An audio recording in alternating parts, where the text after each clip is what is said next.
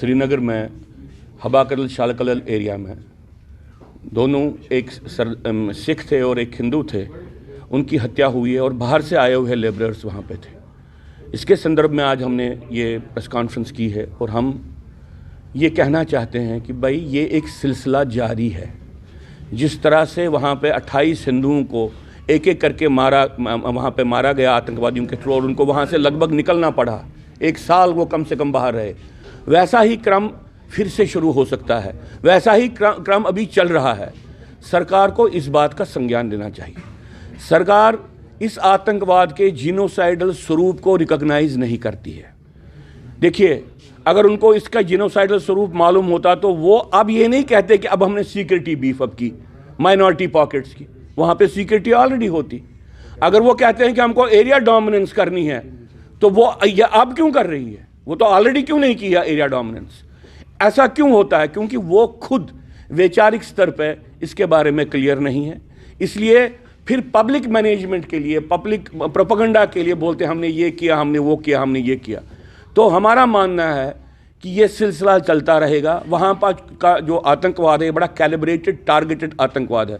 ये soft targets को भी अपने चपेट में ले रहा है और आर्मी सिक्योरिटी फोर्सेस को भी अपनी चपेट में ले रहा है। और आपने जो हाल ही में आतंकवादी गतिविधियाँ देखी हैं राजौरी, पुंछ में और बाकी जो अनंतनाग में, आपने देखा है कि सिविलियंस को भी टारगेट किया जा रहा है और सिक्योरिटी फोर्सेस को भी टारगेट किया जा रहा है। हम नहीं समझते हैं कि आतंकवाद कम हो रहा है। हम समझते हैं कि आतंकवाद ने अपने आप को रिकैलिब्रेट किया है। आतंकवाद ने आर्टिकल 370 के हटने के बाद अपने आप को रीएडजस्ट किया है और उस रीएडजस्टमेंट को भारत सरकार भी समझ नहीं पाई है और वो उद्घोषणाएं करती रही है कि भाई आतंकवाद अब आखिरी सांसें ले रहा है। आतंकवाद आखिरी सांसें नहीं ले रहा है। हमको सरकार को लताड़ने का कोई इंटरेस्ट नहीं है, हमको सरकार को क्रिटिसिज्म करने का कोई इंटरेस्ट नहीं है, लेकिन वो बार बार गलती कर रहे हैं और इस गलती के कारण आगे आने वाले समय में कश्मीर में हिंदुओं की, नॉन मुस्लिम्स की सिक्योरिटी बहुत इनसिक्योरिटी बढ़ जाएगी। जम्मू में भी वल्नरेबल एरियाज़ में नॉन मुस्लिम्स की इनसिक्योरिटी बढ़ जाएगी। और चूँकि ये इलेक्शंस अप्रोच कर रहे हैं और साथ में पान इस्लामिक आतंकवाद का एक उफान है दुनिया में, इसके कारण सिविलियन टारगेट्स की सिक्योरिटी सबसे ज़्यादा कंप्रोमाइज़ हो सकती है।